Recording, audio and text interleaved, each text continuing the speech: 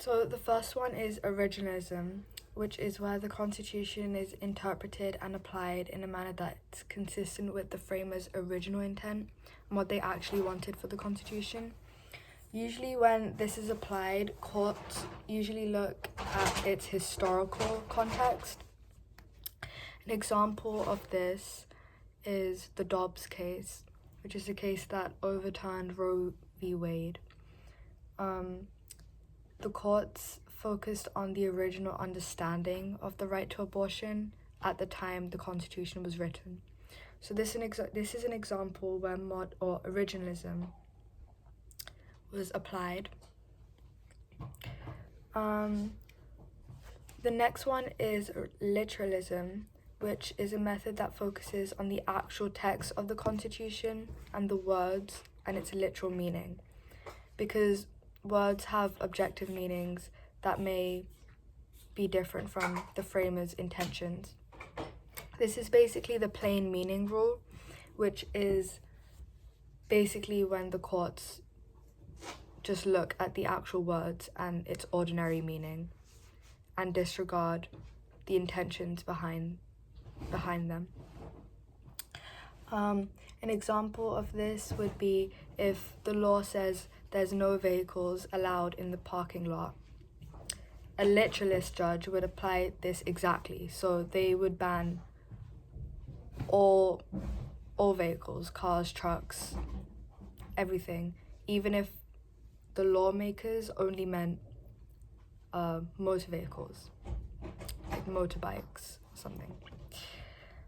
And then the final interpretation method is modernism, which is an approach to interpreting the Constitution where the courts are allowed to consider important factors in our time today, like political, social, economic forces that affect our society today. For example, in the Roe v. Wade case, the issue was abortion rights. So the approach was the court interpreted the Constitution to protect a woman's right to privacy under the Due Process Clause. So a modernist reasoning would be the Constitution's privacy guarantees were applied to issues the framers, when they made the Constitution, could have never predicted and didn't expect, and they didn't really intend on including, like reproductive rights.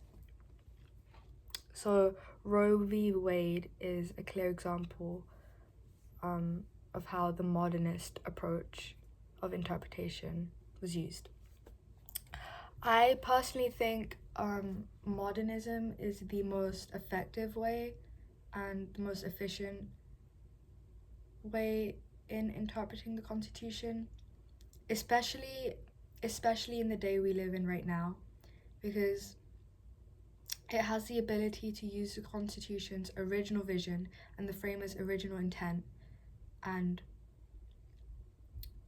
what they wanted for the Constitution and combine it with the times we live in now, which has obviously changed a lot since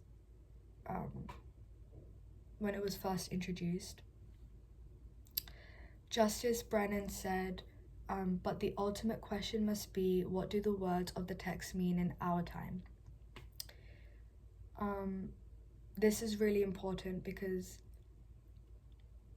especially now, words have lots of meanings. There's lots of different meanings for words. Meanings have changed for words. Words in the Constitution, the meanings have changed significantly from during that time. So I think it's important that we, or that courts, interpret the Constitution in a relevant manner and is given the freedom to evolve as our society changes and continues to change. So I think modernism is the best approach. in most cases, obviously not in all cases, but